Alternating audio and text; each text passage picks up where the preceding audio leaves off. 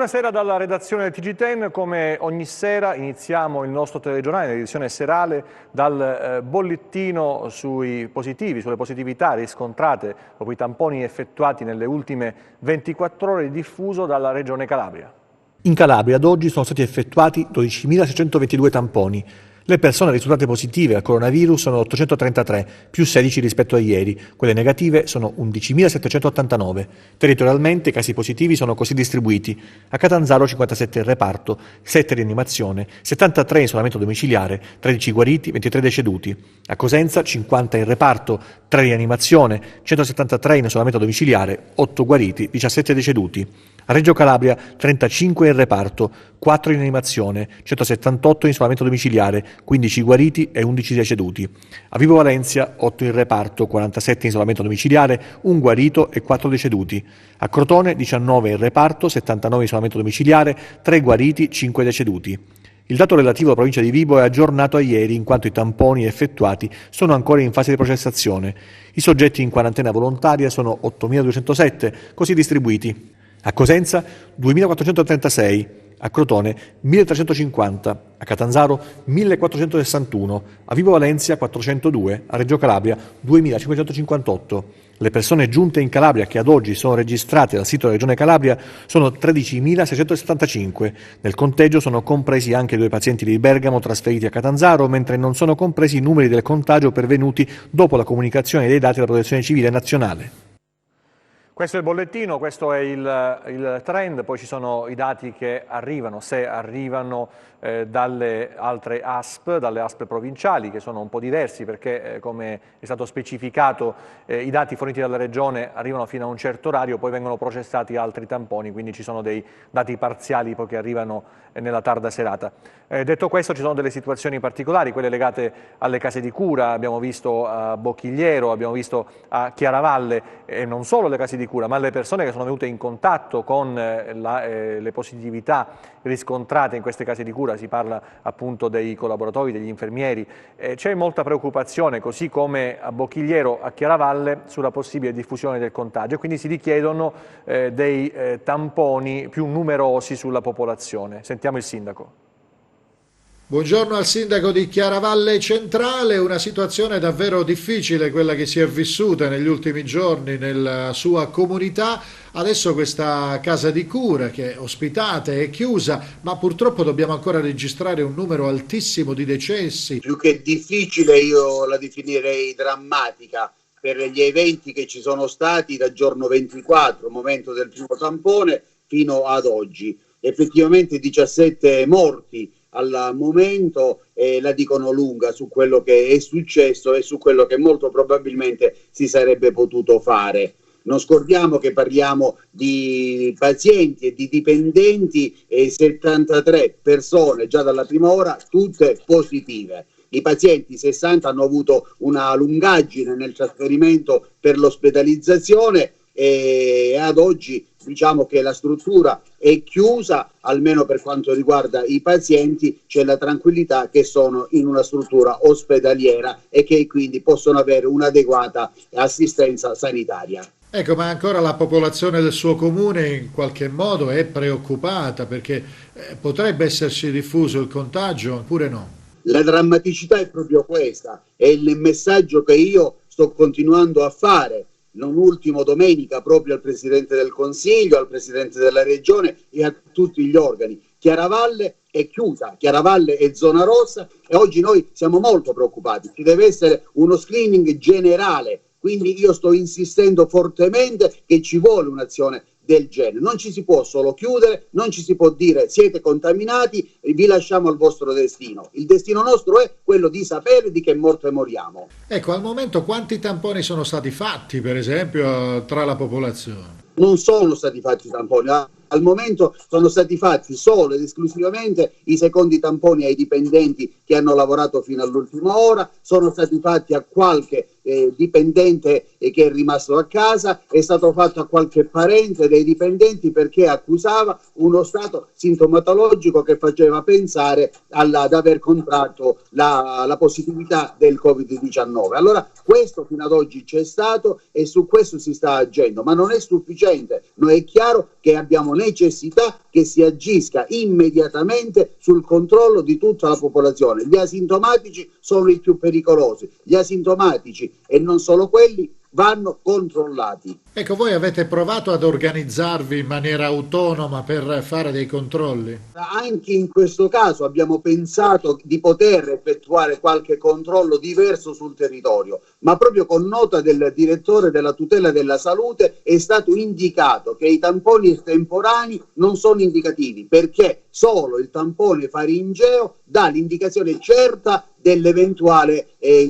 contagio con il Covid-19. Questa è la certezza, è una nota che è stata inviata proprio a noi sindaci e all'ANCI come indicazione di quello che poteva succedere. Quindi in questo caso io credo che sarebbe andare a dare solamente un'illusione al cittadino di non avere niente, mentre in realtà poi la certezza sia solo ed esclusivamente col tampone faringeo. La cosa drammatica di noi sindaci è che siamo da soli. Siamo da soli perché purtroppo alle nostre missive non sempre si dà riscontro e si danno risposte. Ecco, oggi un numero di tamponi nettamente inferiore a quello degli ultimi giorni, 469 rispetto ai 700-800 degli ultimi giorni. Il sindaco di Chiaravalle fa bene a chiedere questa soluzione. Si scovano i cosiddetti asintomatici e si separano dai familiari per evitare, per interrompere questa catena del contagio che altrimenti diventa, per quanto siano numeri ancora bassi in Calabria, si spera che restino bassi, sono numeri che comunque crescono. Invece per arrestarla completamente bisogna andare sia a fare uno screening ad ampio raggio e poi naturalmente trovare delle soluzioni per evitare che il contagio si propaghi fra i familiari. L'altro aspetto è la questione economica, la questione della pericolosità di questo momento per la possibile infiltrazione nell'economia sana, un'economia ferma della regione così come quella nazionale e per certi versi mondiale da parte della criminalità organizzata, dell''ndrangheta attraverso l'usura. È l'allarme lanciato dal procuratore capo della DDA Nicola Gratteri che dice proprio in queste situazioni l''ndrangheta può far male, può penetrare, può entrare, può rilevare addirittura degli esercizi commerciali, pizzerie, gelaterie, quelle che stanno soffrendo di più la chiusura e poi con i proprietari costretti a rivolgersi a questo nemico che è l''ndrangheta. Il procuratore capo della DDA di Catanzaro Nicola Gratteri lancia l'allarme. La pandemia aumenta il rischio che gli imprenditori finiscano nelle mani degli usurai, 'ndranghetisti senza scrupoli che terranno sotto scacco chi si rivolgerà a loro, a meno che lo Stato non dia risposte concrete a chi è in crisi. Un usuraio della 'ndrangheta non vuole garanzie perché sa che la garanzia è la vita dell'usurato o dei parenti dell'usurato. Quindi presta soldi inizialmente a interessi più bassi. Si presenta come un benefattore, poi pian piano cresceranno questi interessi fino a strozzarlo, fino a rendergli la vita impossibile, fino a rilevargli l'attività commerciale, perché l'obiettivo finale dell'usuraio è quello di rilevare l'attività commerciale per poi farne una lavatrice, per poi fare riciclaggio attraverso ad esempio quel ristorante, quell'albergo, quella pizzeria. E le mafie sono sempre inserite quando ci sono state disgrazie e calamità. Non penso che questa volta ci sarà l'eccezione, che la 'ndrangheta starà con le braccia conserte a guardare. Io penso che si muoverà e si darà da fare, ma soprattutto cercherà, tutto dipenderà dalla velocità dello Stato in senso lato, ma anche il governo in senso stretto, cioè che darà concretamente la velocità con cui questi soldi arriveranno da parte del governo centrale, arriveranno nelle mani dei commercianti. Misure messe in atto dal governo, le richiamava anche il procuratore Gratteri, per evitare che l'emergenza sanitaria si rifletta in maniera irreversibile sull'economia del Paese. Una di queste è la cassa integrazione in deroga e la Confapi Calabria lancia un appello. Sentiamo. Stiamo lavorando anche per un decreto, un intervento molto più corposo da realizzare già questo mese, e questo decreto avrà già un approccio molto più articolato, sistemico, per tutte le categorie in sofferenza. Serve celerità nell'erogazione delle misure di cassa integrazione previste dal governo in questa fase di emergenza sanitaria. Lo chiede la Confapi per evitare le lungaggini burocratiche che da sempre affliggono la pubblica amministrazione. Per evitare che l'epidemia virale si trasformi in macelleria sociale serve una robusta operazione di semplificazione. Una risposta efficace è l'adozione di regole semplici e veloci. I tempi procedurali non coincidono con l'emergenza di lavoratori e imprese, che richiede risposte rapide. Per la cassa integrazione in deroga c'è una normativa nazionale che demanda l'attivazione alle regioni e agli accordi aziende e sindacati, ma ci sono anche tantissimi lavoratori che di quella cassa integrazione hanno bisogno, e subito. Si deve semplificare necessariamente questo passaggio. Se l'INPS calabrese prevede l'attivazione di 300.000 pratiche, di cui 75.000 di cassa integrazione in deroga, non bisogna essere dei maghi per capire come andrà a finire. Quindi semplificare subito, per evitare conseguenze economiche sproporzionate e tensioni sociali che sono assolutamente da evitare. Siamo tutti concentrati sulla situazione che riguarda il coronavirus, ci sono altre patologie, ci sono pazienti cronici che hanno bisogno di cure, di assistenza, non c'è adesso la possibilità spesso di rivolgersi agli ambulatori, ma ci sono altri servizi, per esempio per i diabetici un numero verde che può consigliare attraverso dei professionisti piani farmaceutici che sono prorogati fino al 30 giugno. Eccolo il numero verde dedicato a chi ha problemi di diabete, l'894 24 25, un numero a cui i medici risponderanno, una staffetta voluta dalle società scientifiche per essere vicini ai pazienti nell'emergenza Covid-19. Ma quali consigli per questi malati che sono più a rischio complicanze? Cercare di camminare, tutti noi abbiamo un corridoio in casa, almeno 5 minuti 3 volte al giorno. Poi possiamo, se abbiamo il cane, portare giù il cane come dice il decreto, quindi entro 200 metri da casa, e stare a casa non vuol dire mangiare a dismisura, ma poiché il dispendio di energia è minore, cerchiamo di mangiare un po' di meno.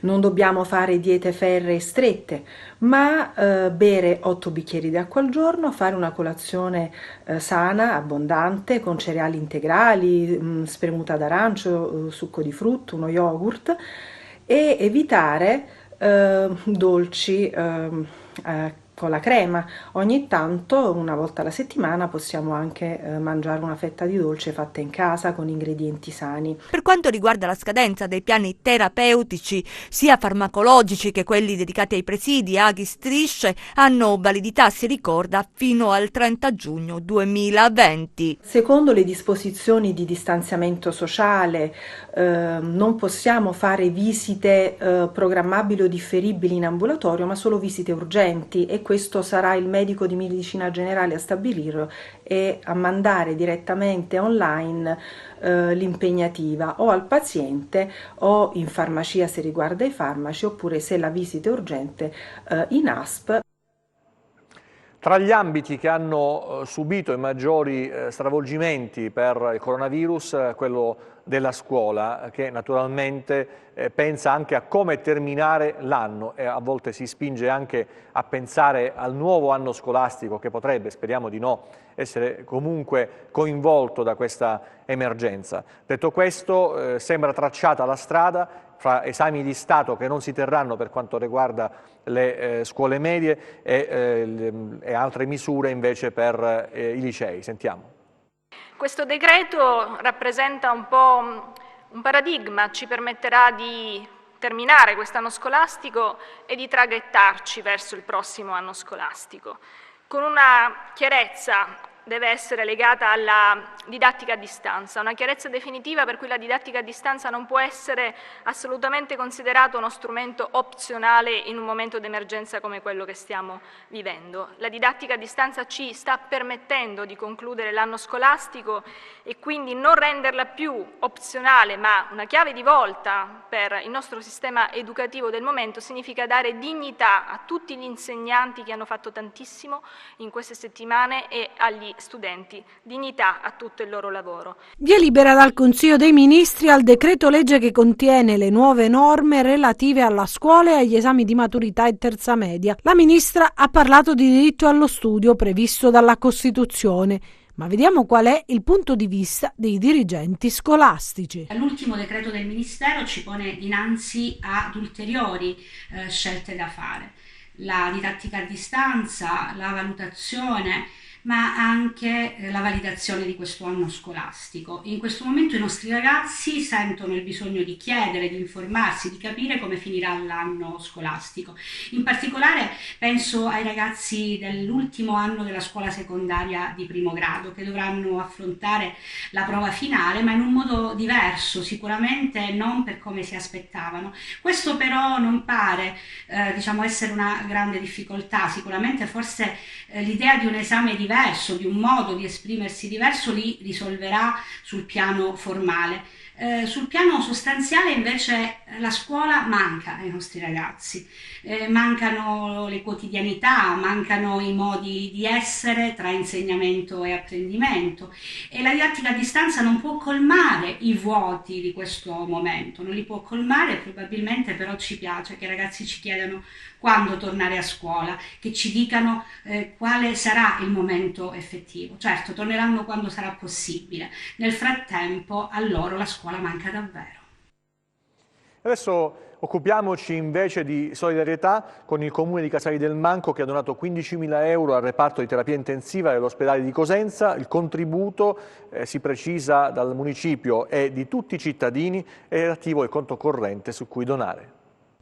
Casali del Manco, circa 10.000 abitanti, il comune della Presila, che ha una manciata di chilometri da Cosenza, ha deciso di donare 15.000 euro al reparto di terapia intensiva dell'Annunziata, soldi che serviranno per l'acquisto di presidi antivirus e strumentazioni per fronteggiare l'emergenza. Un piccolo gesto concreto a supporto di medici, infermieri, operatori sociosanitari impegnati nella battaglia contro il virus che ha stravolto la nostra quotidianità. Sono dell'avviso che quando le donazioni vengono fatte col cuore debbano rimanere anonime. In questo caso è differente, perché si tratta di fondi comunali, quindi di soldi pubblici. Allora è giusto che tutti sappiano.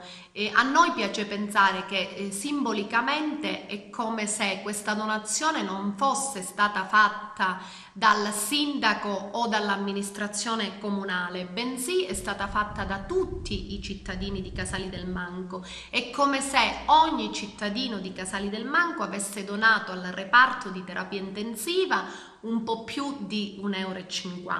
A Casali del Manco al momento si registra un caso. Si tratta di un uomo ricoverato nel reparto di malattie infettive. Sul territorio molto vasto va ricordato che il comune è una realtà giovane, nato nel maggio del 2017 dalla fusione di 5 ormai ex municipi. Molti restano i bisogni, pertanto l'amministrazione fa appello, così come accade in altre realtà italiane, alla generosità dei cittadini. Voglio ricordare ai cittadini di Casali del Manco e non solo che è ancora possibile effettuare delle donazioni utilizzando il conto corrente che è stato messo a disposizione dal comune, utilizzando come causale emergenza Covid-19. I proventi saranno ugualmente destinati al reparto di terapia intensiva dell'Annunziata di Cosenza. E poi ci sono i gesti di vicinanza, i gesti simbolici che comunque sono molto apprezzabili e sono apprezzati da chi li riceve, come i medici dell'Annunziata e del 118 che hanno ricevuto un uovo, anche questo simbolo della rinascita. Vogliamo dare un piccolo segno di ringraziamento a tutti coloro che in qualche modo sono in prima linea contro questa bestia che ci sta in qualche modo torturando da più di un mese.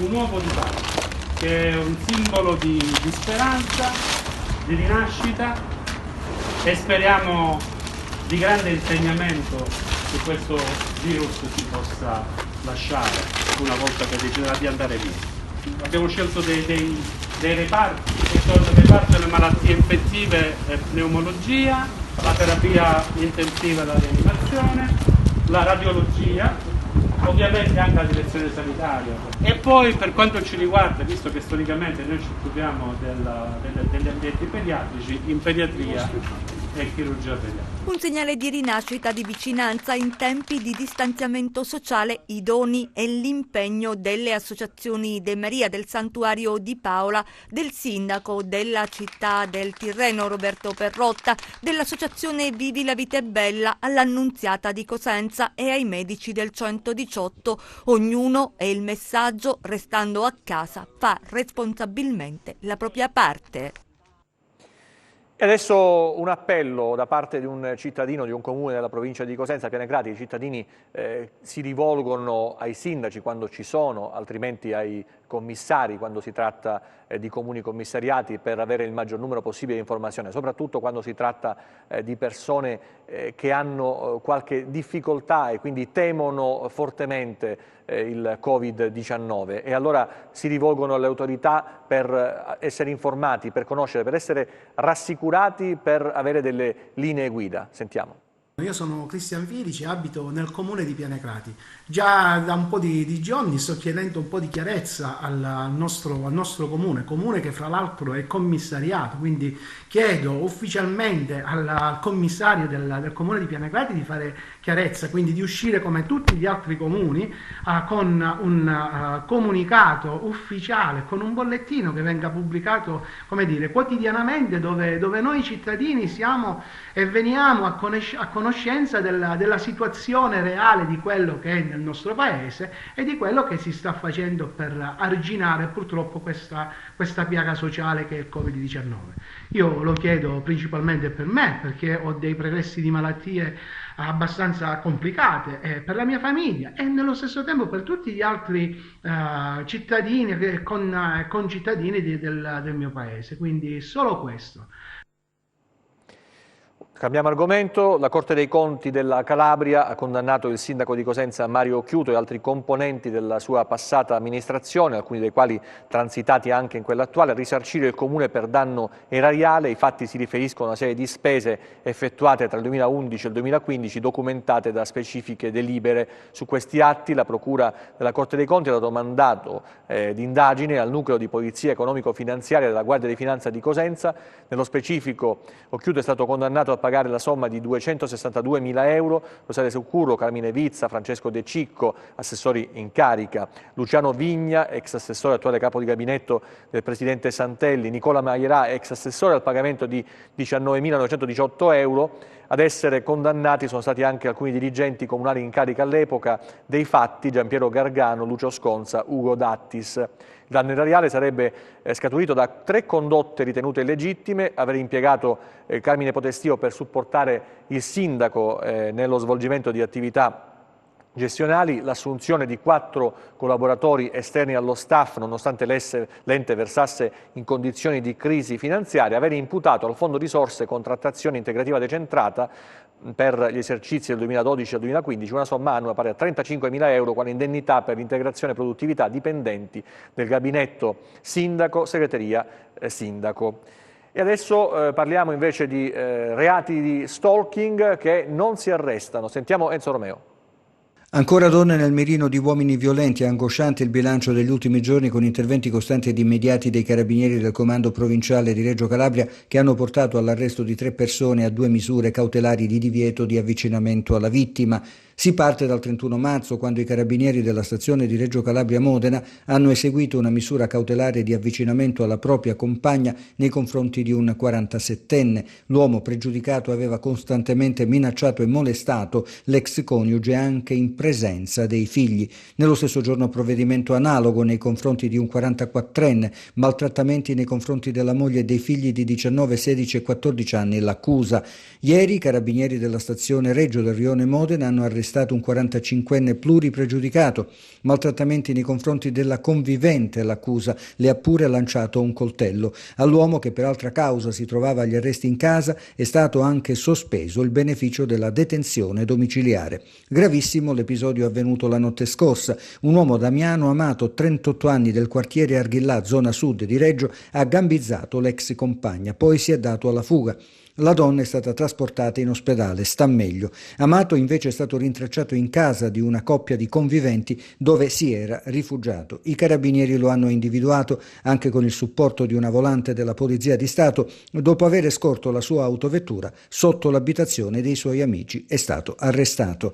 Tremendo quanto accaduto nella notte del 4 aprile in una casa all'interno della quale un 45enne nel corso dell'ennesima lite ha tentato di sfigurare con l'acido che aveva acquistato nel pomeriggio la moglie, vittima di continue vessazioni. La donna ha chiesto l'intervento dei carabinieri che tempestivamente sono arrivati. L'uomo, oltre all'arresto, è stato colpito da un provvedimento di allontanamento dalla casa. E a Gioia Tauro i carabinieri hanno arrestato un 33enne marocchino dopo la denuncia della sua compagna di 29 anni. L'accusa maltrattamenti a tutti i familiari conviventi.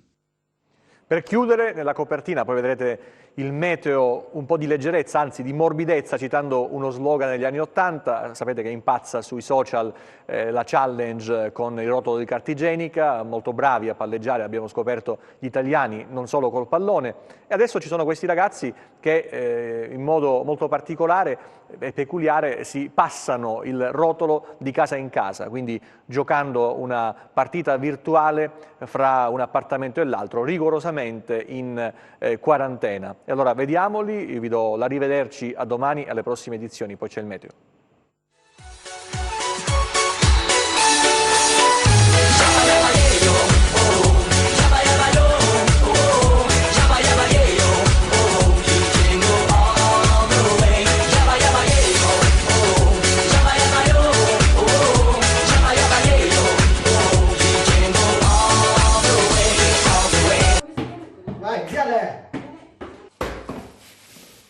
Oh, grazie zio, che al supermercato era finita, che sta una roba, che tutti c'erano i palleggiare.